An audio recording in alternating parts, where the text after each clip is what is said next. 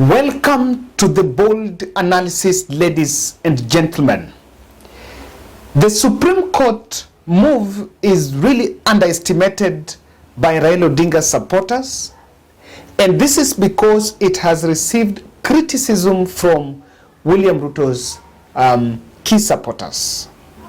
But I want to say that it is really underestimated, but it can be an avenue that Raila Odinga can use to reinvent and revive the hopes. I think I am one person that believe, even though many people have been reaching out to ask Kevin, do you think there are hopes there? I don't want to answer that question that there are hopes, but I want to reveal to you the latest from what Azimio La Umoja is gathering to present to Supreme Court. And by the end of it, you will just make judgment yourself whether justice might be served in Supreme Court. Lawyer Ahmed Nasir Abdullahi has been a supporter of Deputy President William Samoei Ruto. And just some moments ago, he did a tweet, he shared a tweet in his Twitter page saying, belatedly, CS Mucheru and a Chinese company are cooking a fake audit of the ICT system of the IEBC for two purposes. First, to use the Supreme Court and persuade the court that Honorable Raila's votes were stolen. And second, for DCI Kenya to charge officers of the commission with fake charges.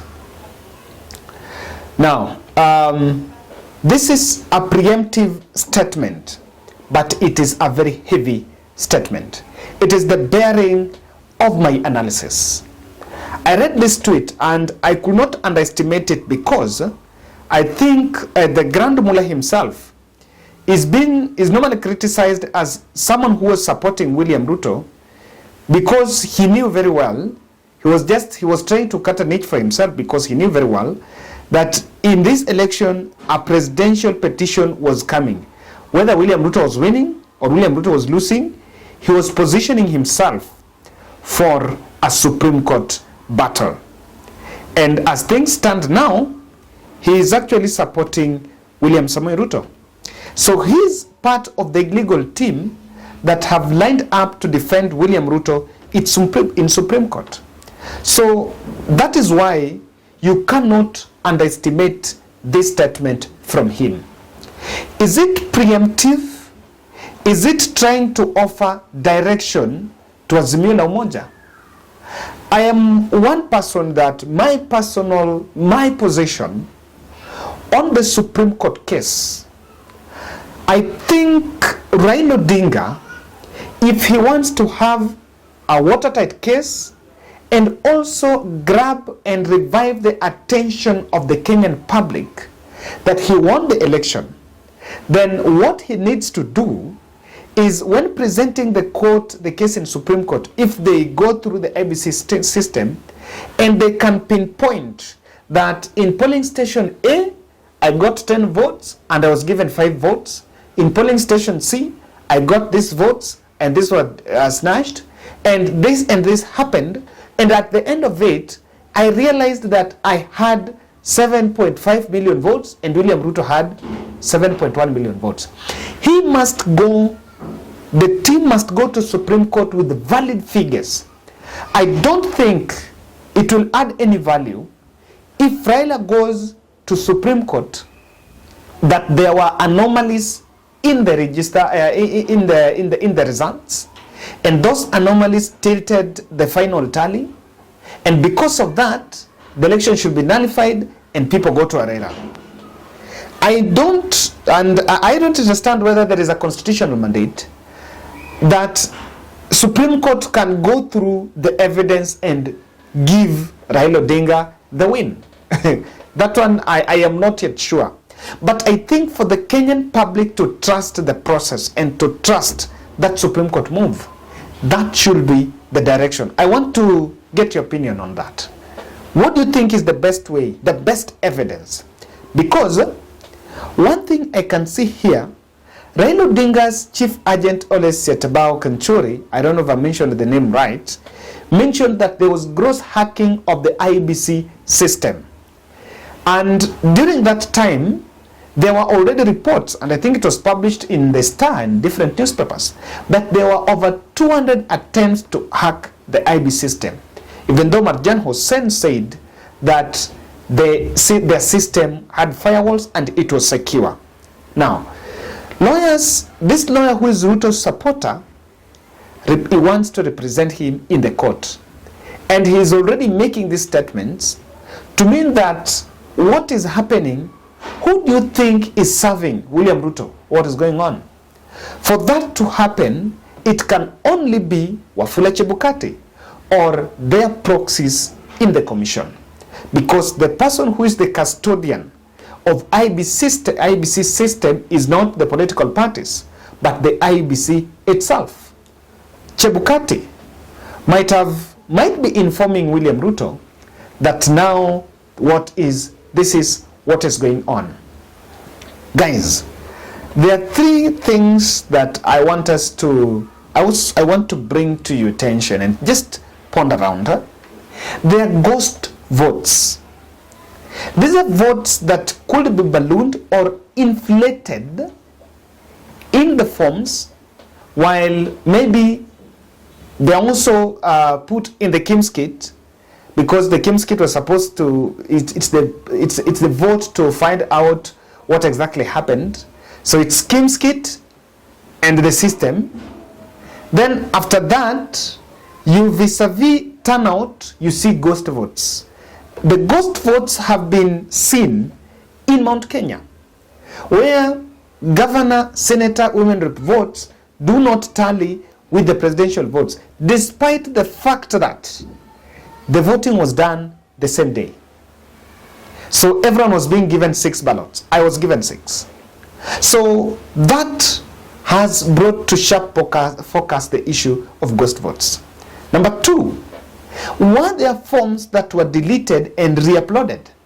Because that has been another theory, that after the POs uploaded their forms in the portal, what happened later on is after they upload, they are pulled down, edited, then re-uploaded. I think someone should just find out. Number 3, in terms of, will this audit trace hacking? Will this audit trace people who are not supposed to have had access to the portal? Were there people who are foreigners? Were there stray users who are given password and they accessed IEBC system? And how about the firewalls? So even though this is a very technical issue, but you can see clearly that what this points out to you is that we are facing a very tough battle in Supreme Court. And this is a battle that, even though many people have seen it as a battle that will be won by bribe, will be won by alienations of the judges, will be won by the effect, or rather the influence of now president-elect, I think there are also people that have said it will be won by everything with election preparedness and the money that might be injected in it. But I can say that the legal minds, unlike 2017, they have work to do. This is more than what is catching the eye. And I can tell you, it will be an interesting battle. Because when it comes to things that are IT, it's about the evidence. Now, I want to tell you what is really playing out in this. Kindly subscribe and click the notification bell and like our video. This must be a very worrying news. I want to remind us about Sarah Tieno's fundraiser. One of our subscribers who is suffering acute leukemia, and she's in Kenyatta Hospital. So the bill accrued to 1.5 million. So NHF had covered part of it, and the remainder is 1 million. we have been doing a fundraiser, 21 days challenge. We're just 1 day to the end of it. And we are reaching out and asking you guys, I'm asking you on behalf of Sarah, that help us as Team Bold to help Sarah come out of the hospital. We were doing a donation of at least 50 shillings. And the concept is, if 20,000 of us can donate at least 50 shillings, at the end of the day, we'll be in a position to hand Sarah a 1 million check. I believe this is possible. Beyond politics, we are also human beings, and humanity is the face of life. So I want to humbly reach out. My number is 0710 62 78 89. It will appear Kevin Olo. You can also reach out to Sarah with any donation beyond the 50,000 the 50 bob challenge. Her number is 0716 357 360. Sarah Onyango. This move by Joe Mucheru, and rather me say by Azimio team, to go for the IEBC system is a cutting-edge solution, if you ask me. Because number one, I have seen Raila Odinga being criticized on not invested in making sure that he has agents in all the polling stations. And yes, I want to agree that there was some laxity, but someone said, and that is the reason why they have to go that system, because if you go with the issue of anomalies, and because this case will be streamed in media, the anomalies in the public, you cannot win, because the public has been asking Azimio la Umoja, why didn't you have agents in the polling stations? And he gave me an interesting twist, that Kevin, even if you are to have agents in central Kenya, and this is a place where the PO, because the PO presiding officer normally comes from the area, and if the PO is mostly pro-UDA, the same agent is from that area is pro-UDA, there is no way you are going to carry an agent from Nyanza. So most probably even the agents of ground are compromised.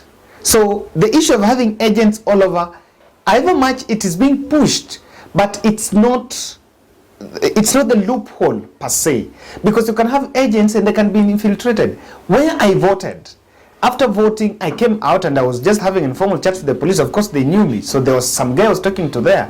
I can shock you, he gave me a side. Telling me, hapa ni nani.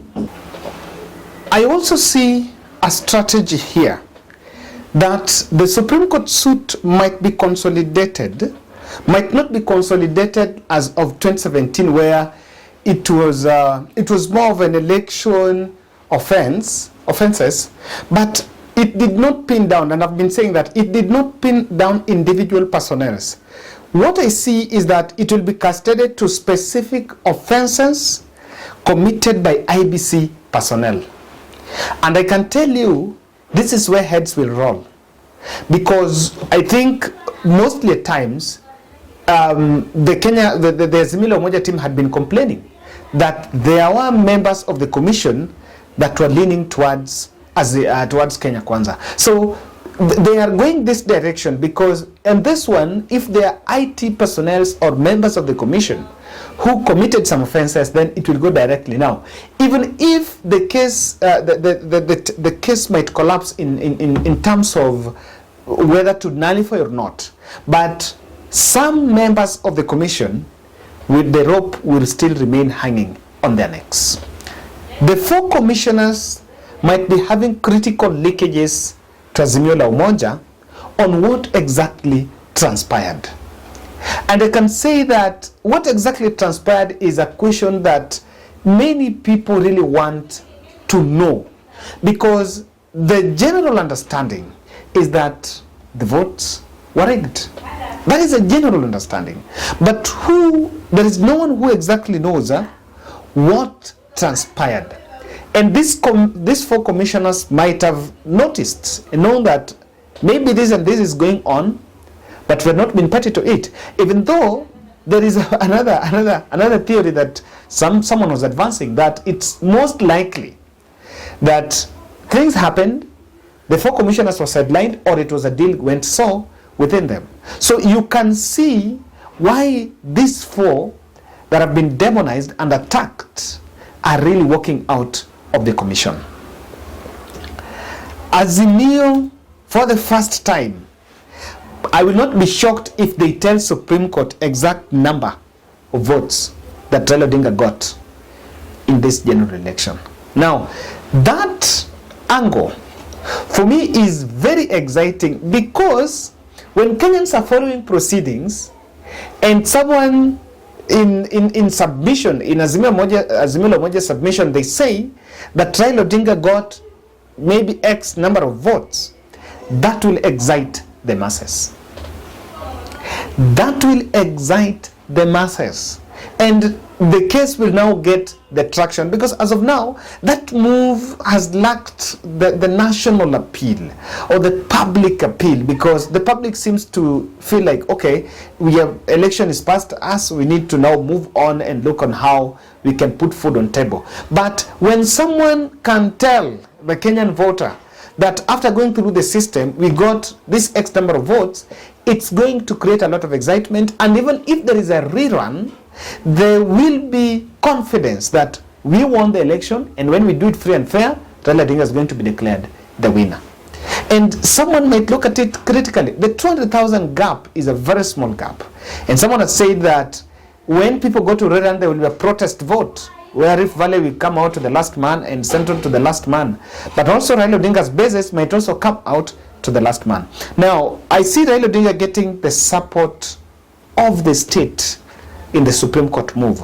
Remember, this is coming because there seems to be some damage control that is needed. President Uhuru Kenyatta is being, on the other end, receiving criticism that he might have abandoned Raila in the hour of need. But if indeed what the Grand Mullah is saying, that Joe Mucheru is working to audit the system at IEBC, Joe Mucheru is the ICT CS. Maybe it's still rumors are unfounded, but of course where there is a smoke, there is fire. So I also see the president is trying to do some damage control by supporting Raila in this move, because there have been a feeling that Raila is a bit isolated. Guys, what do you think of the audit of IEBC system? If the IEBC system is audited and they come out that Raila got this X number of votes, what do you think should be done? It's an open question for your interpretation. And that's my bold.